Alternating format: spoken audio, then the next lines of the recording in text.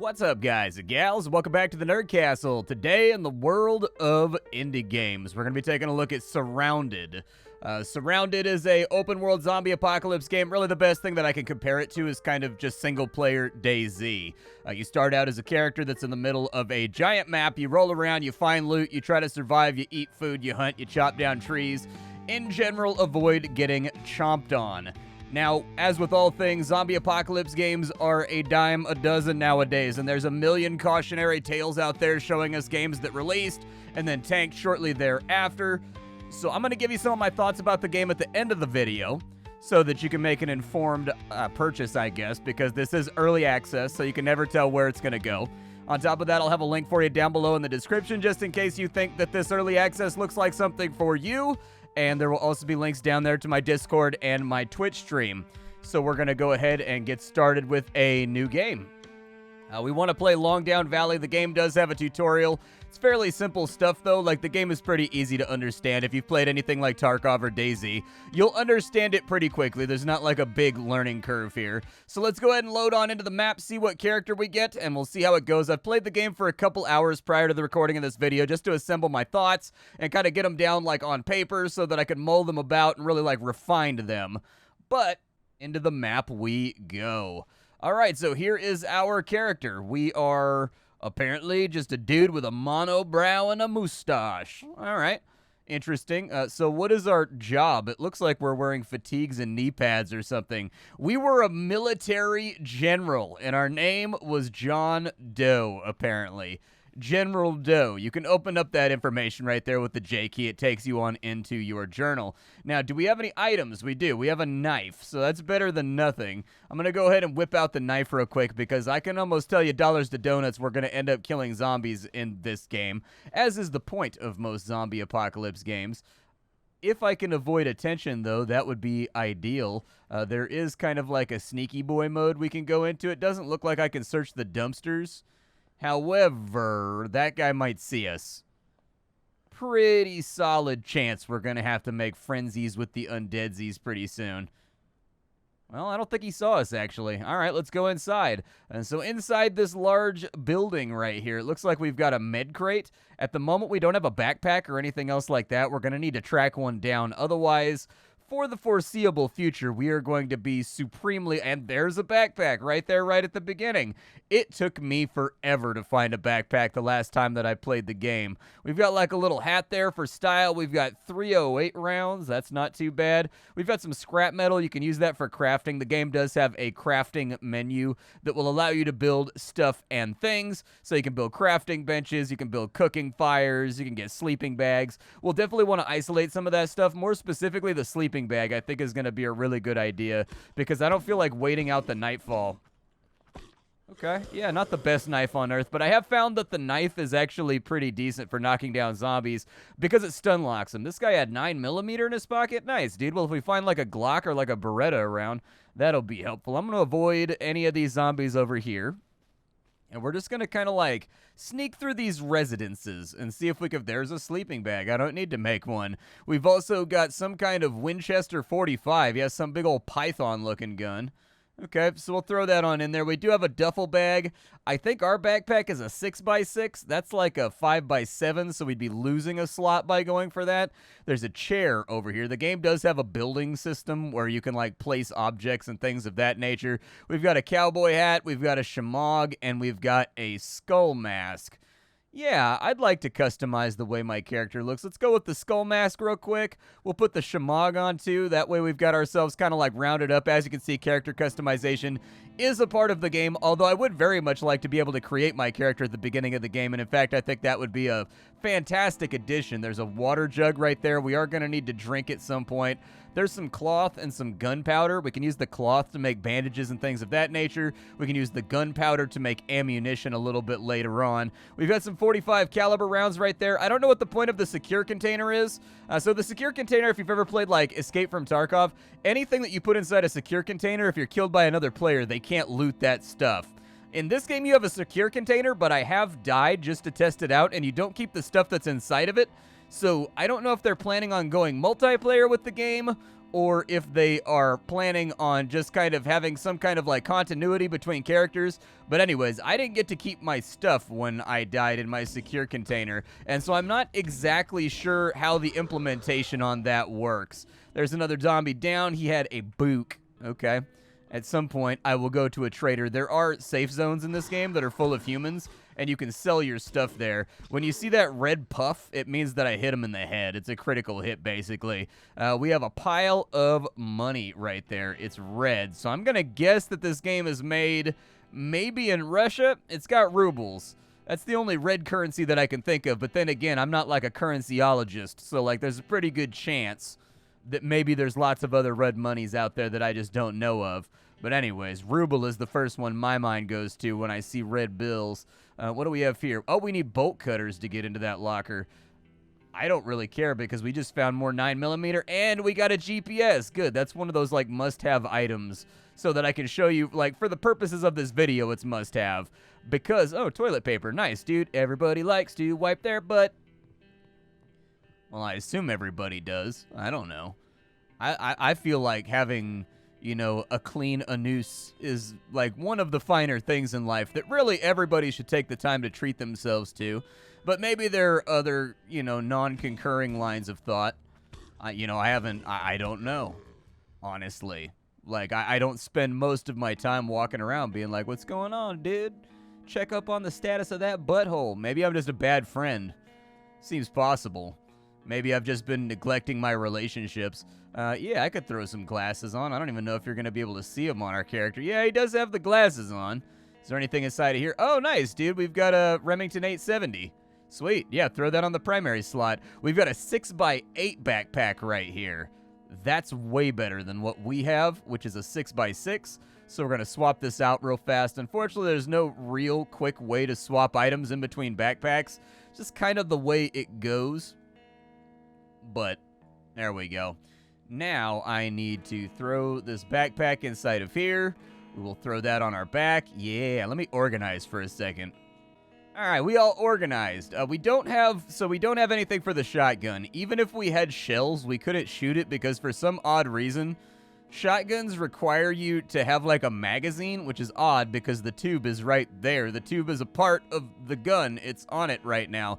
The ammo goes inside of there, and then this thing pulls around back, puts it up, and anyways, shouldn't need a magazine for the shotguns, but for both the R870 and the Benelli that I found in game, you do need to find some kind of loading mechanism because all the shotguns I found would only ever thumb in one round at a time. And if I tried to reload them, they'd be like, you don't have a magazine. See what I mean? And so anyways, it's like one of those little things that like shotguns don't really need a magazine. They have an internal magazine. I do find the landscapes in this game to be calming. Like, I think the weather is well implemented and looks pretty good. I've seen a couple of different storms and, like, fog rolling in and things of that nature. And they are making use of the Unreal Engine here. Like, there are some solid lighting effects. There are, like, if you've ever been in this game with a lightning storm in the middle of the night when it's dark, it actually looks pretty fantastically well defined. It looks really, really good. So on that front, I am pleased to say that they've been using the Unreal Engine to really, really get pretty solid visuals out of this game. I haven't been able to figure out how to turn off the motion blur. The game does have some kind of integrated motion blur. I wasn't exactly sure. It does have, so if we take a look at the options, there are a whole bunch of video options here. I'm guessing that it's covered by the post-processing. But if you take that off, yeah, it is. So it's folded on into the post-processing. So if you take off the post-processing, you're losing all the other cool kind of shader effects. I would definitely recommend that if they are able to do so, they should separate the motion blur from the rest of the post-processing effects inside the options, just so you can get rid of one but not the other, because I do like the soft lighting, and I do like the kind of glow and the kind of shading that they've got on everything when you've got the post-processing on, but I am not a fan of the motion blur that by default just seems to be included in that experience. There's another zombie down right there. If you're wondering why we're getting XP, oh, cool. Oh, God, I've been bitten. Doesn't really matter. You don't really get infected in this game as far as I can tell. I've been bitten a lot of times, and it's never led to anything going wrong. I do think that melee impacts could have a little bit more weight to them, both the swing and also the zombie getting hit. So the zombie should react a little bit better to getting hit.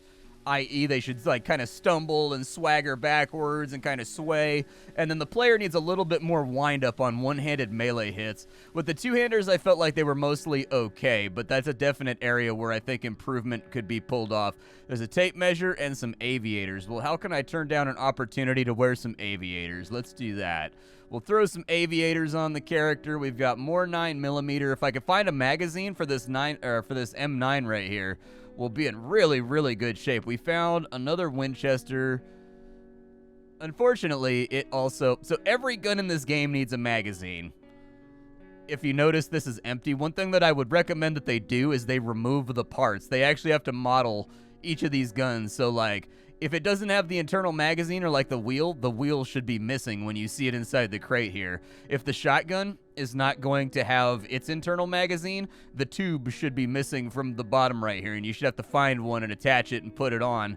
You know, like, those are all little things that I think could be better visually identified. And, like, one of the things you have to think about when it comes to indie games is when you're releasing a title, you're releasing that title out into the wild to compete with other titles that may or may not be doing the things that your game is trying to do better already.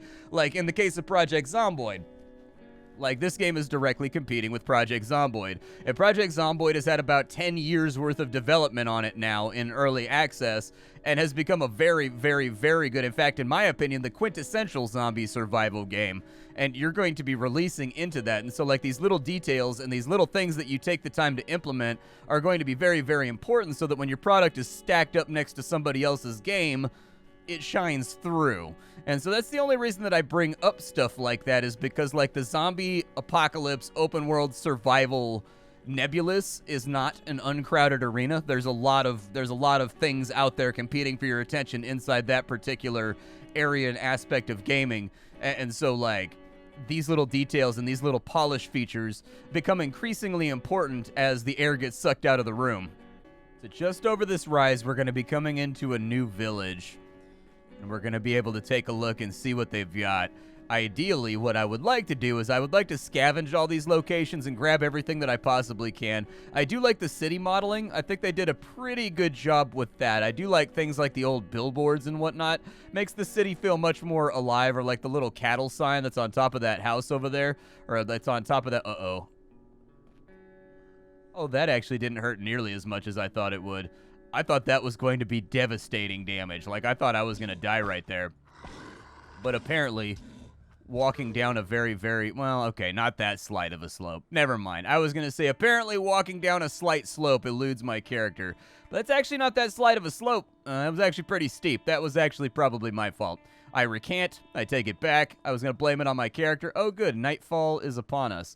Well, let's get inside then. And if we can find a place with 2 floors... that would be ideal so that I can go up to the 2nd floor and sleep. However, we are running out of light here, so... The good news is I found a flashlight, so there you go. You can see some of the lighting effects, which I think are actually pretty decent. I don't really have a problem with them. We need to find a place to sleep, and there's not a whole lot to look at right now. I definitely don't want to be on the bottom floor. I'd very much prefer to be on the top floor. I do like the eye glow effect that they put on the zombies. There goes another one. We are now level 3. What does that mean, you might be asking? It means absolutely nothing, because character progression hasn't been implemented in the game yet. This game is actually fairly fresh, hasn't been out for that long in early access, and so character progression is not inside the game. However, they do seem to have some kind of plan. Oh god, it got real dark right there for a second. Are there just, like, no 2nd floor buildings here? Like, my hometown is made up almost entirely of these types of, like, row houses right here, like these kind of row buildings, and they always have a 2nd floor. Like, your shop, because of the old times, you used to have, like, the general store or the shop on the bottom floor, and then the place where you lived was on the 2nd floor. And so anyways, very much kind of an old, early 1900s architecture, like late 1800s architecture. My hometown has a ton of these. It's like the entire downtown area looks like this.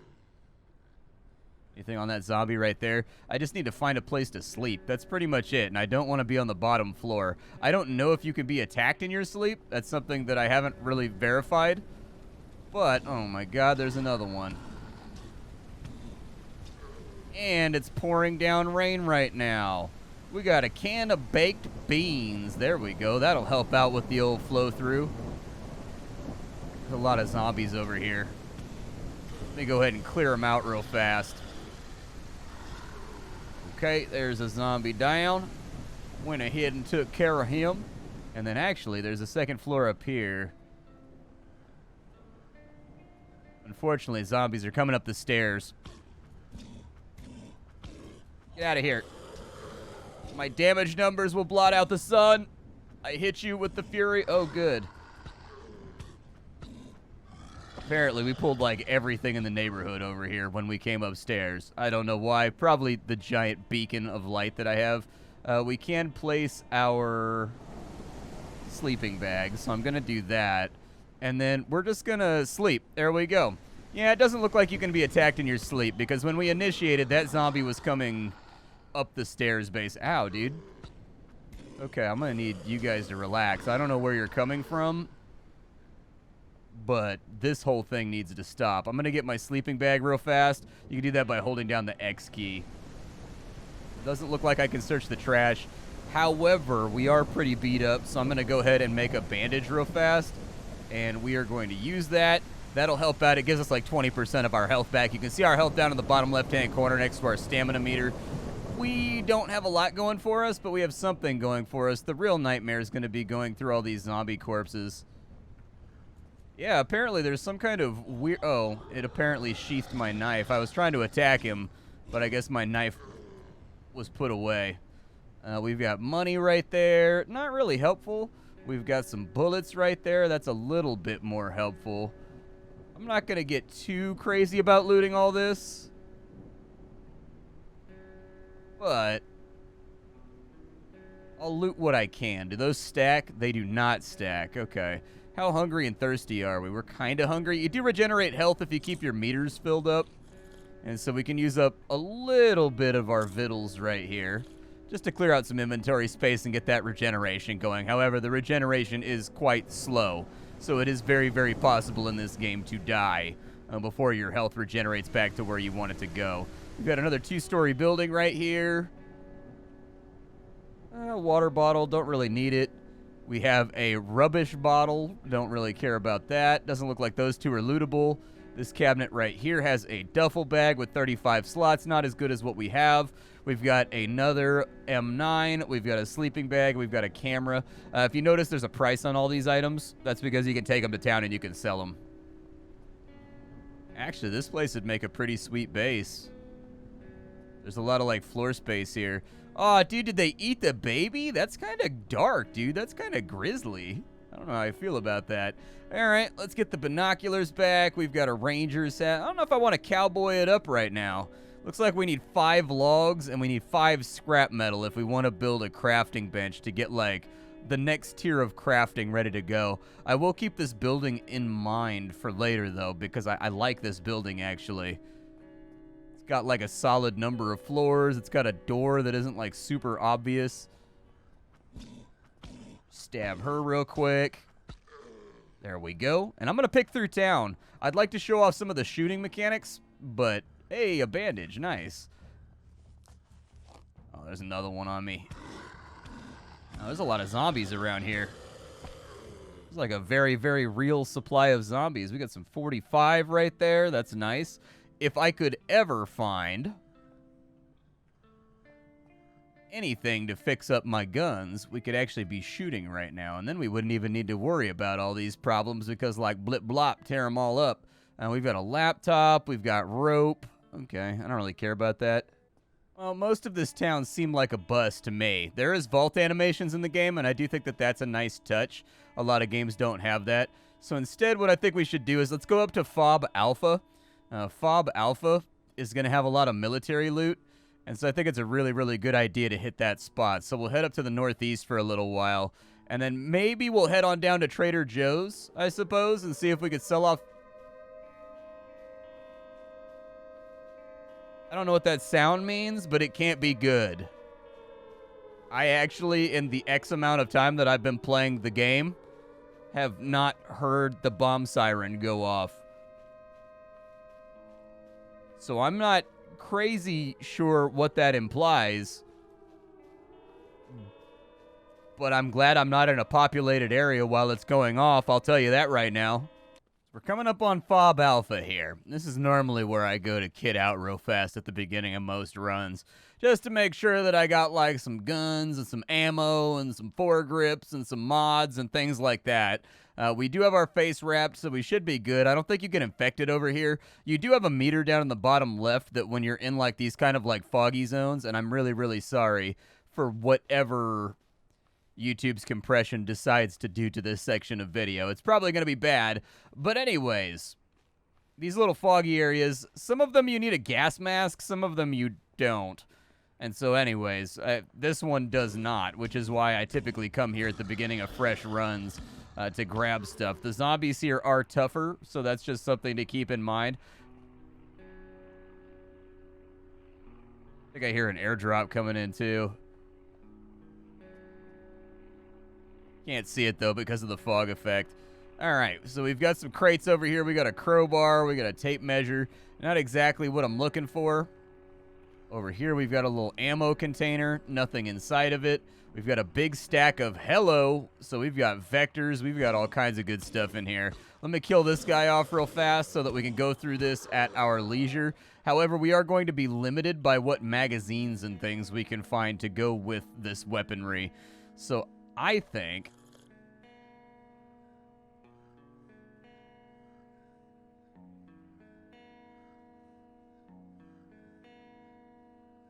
so we do have a 308 magazine in here. We have a pistol suppressor. I'm going to throw the pistol suppressor on the M9. We've got a reflex sight. We've also got a compact foregrip, so you can throw that onto there. The guns do appear to be modular, which is one of the reasons why I brought up, like, if the gun is not able to be loaded or whatever, it should be missing that bit or piece, but, like, that's just my observation. Does the Vector count as a sidearm, or does it count as... Oh, it's a sidearm, is it really? That's actually pretty cool. I like that a lot. And then I can put a suppressor on it, too, so why mess around with anything else? There's the Vector right there. The Vector is a really, really, really cool gun. The way that it manages recoil is actually ingenious. We will throw the 870 in here and take the M4 instead. M4 is a little bit more modern, a little bit more pop to it, at least in my opinion. Keep the knife out real fast in case we get jumped. Over here we've got a hunter's scope and a reflex sight. Inside this crate pile we've got a 308. We could take the 308. It is an option. We do have the magazines and everything for the 308. Fireman's axe is not a terrible idea either for chopping down trees. Oh, we got an enemy coming. Hold on.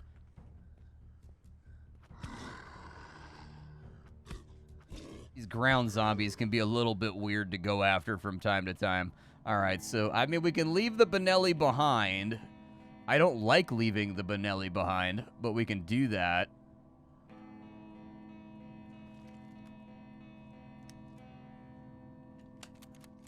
Yeah, there's our 308 right there.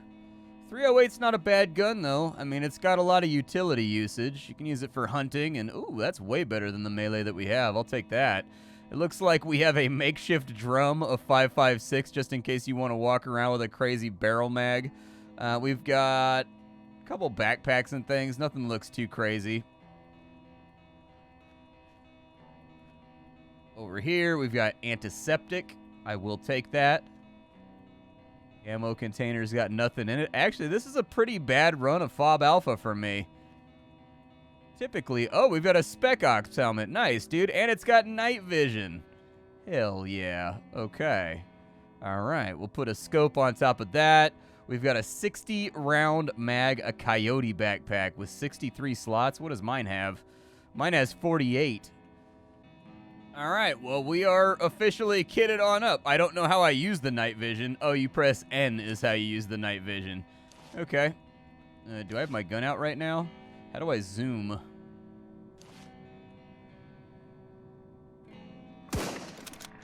It's not a terrible sound. Doesn't sound too bad. I wanted to try it out because I haven't fired the actual 308 gun yet. I hadn't fired it. Oh. A Apparently, it make a lot. Oh God. Okay, yeah, it makes a lot of noise. That's what I learned here today. It's okay because we're fully kitted out and we're looking all tactical. So I'm just gonna book for it, dude. I'm just gonna run. I don't think I need to take any of these fights. Not necessary. Really wish we had found a vector mag. That would have been nice. That way I could have really given the enemy the old like, you know, which is really the sound of sirens. A silence vector is just like tick tick tick tick tick tick. Like, it's a pretty satisfying sound. But as I was saying before, we got jumped by like 1,000 million zombies. This game is kind of hit or miss with the sound effects. Like, some of the guns have sound effects that sound like they were pulled directly from like a free .wave website, and then other ones actually have like pretty good punch to it. Like, I was really disappointed with the gun sounds for like the Anaconda, and for, I'm sorry, not the Anaconda, the Python. For the Python, and I was really disappointed with, like, the Glock sound effect, but then when I silenced the Glock, it sounded really good, and I don't mind the 308 sound effect right here, so obviously some rough edges they're going to need to take care of on that front as well. I'm going to sleep here in the middle of the road because I'm a crazy animal like that. But let me give you some thoughts about the game, because I think we're kind of getting to that point right now. So, I personally think that Surroundead has a pretty tough road ahead of it. There's no shortage of DayZ-styled games out there, so straight out of the gate, I think the game is going to be facing tough competition from a number of different forces in gaming. Like, you've got a lot of zombie games out there that are really, really far down their development path, sort of competing for that same attention. You know, everything from State of Decay on over to Project Zomboid. They have loads and loads and loads of content. So that having been said, I do have some thoughts about the limited early access that I've played so far, and I'm going to do my best here to lay that down. On the front end, things that I think the game does very, very well. I mentioned it earlier in the video, but performance is buttery smooth, despite the fact that the game can have a lot of things going on visually.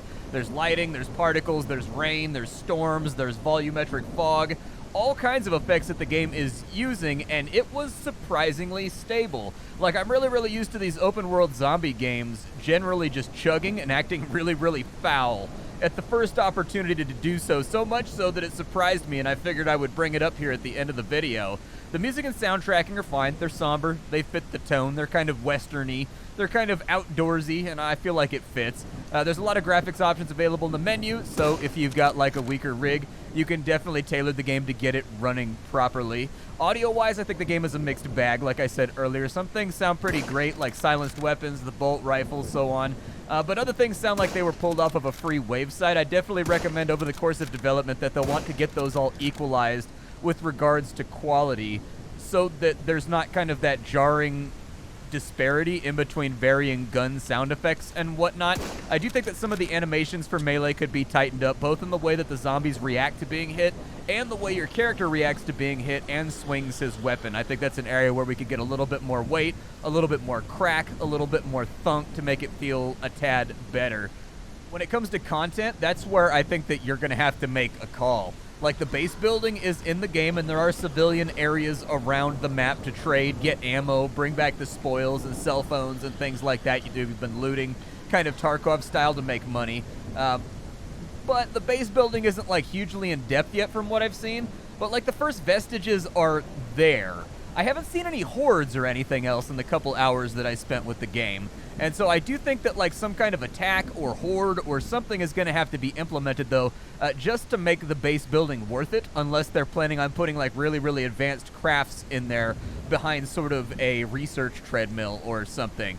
Because, like, as of right now, I've just been sleeping in random buildings. There's really been no need to build a fortified position or anything, because I can handle most of the zombies. So a sizable chunk of the map isn't populated either. It's pretty much kind of like the right side of the map has stuff going on, the left side doesn't really.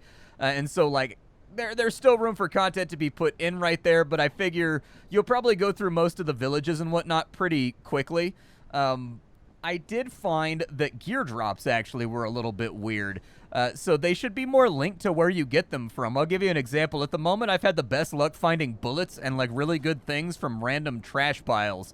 Whereas, like, I specifically went to, like, hunting stores and places like that, and it seems like the loot tables could be adjusted a little bit, because, like, hunting stores have the same loot that a random hotel room has, and I found that just, like, dumpster piles have been the best place to get things, and so the loot table might need to be looked at in order to kind of, like, lore-friendly-wise link up the objects you're finding with kind of like the source and the place that you got them from. I also think the loot is a little bit too generous. It's really, really easy to run to the nearest military spot and gear up and head out. And at some point, I think the developer's going to have to figure out a feeling of implied progression, whether that's by locking the best stuff behind massive hordes, keys, events, bosses, quests, activities, that kind of stuff, because at the time I recorded the game, it was really easy to go to just one of the military fobs and walk out with the best guns, the best magazines, the night vision, the body armor, all that kind of stuff. And so anyways, the roadmap for the game does say that the leveling up system, vehicles, further map development, and other goodies are all planned. I would recommend that you take a look at those planned implementations to decide whether or not you wanted to jump on in, but whether or not the promise of those things in the future is going to be good enough for you, I think is going to be entirely personal, like person to person. Given the level of performance and like the level of, I guess, polish that I've seen just from the graphical performance of the game and the very good use of Unreal lighting effects, I'm inclined to keep an eye on it, because the game was just so unbelievably buttery smooth for me, despite most other zombie games really being kind of chunk monster. That being said, a history of working in indie games over the last 10 years with just a huge deluge of zombie games that have come out during that time that have ultimately stalled out and made me like the fact that there's been so many zombie games that have come out, stalled out, stopped development, been left behind makes me very, very nervous about backing zombie games like in that open world genre until they verified have the stuff in the game already that I'm looking for. That's kind of just me, but I do think that Surroundead has a solid foundation, and so, like, if you treat this sort of as kind of like an extended demo, I think that's the best way to think about it. Whether or not you want to pay for that or not is up to you, but, you know, there it is. My name is Splattercat. I sort through the pile to find what's worthwhile in the world of indie games every single day so you don't have to. Today up on the chopping block, we had Surroundead. Tomorrow we will have something else. Thanks for hanging out, and I will catch you all later. Bye, everybody.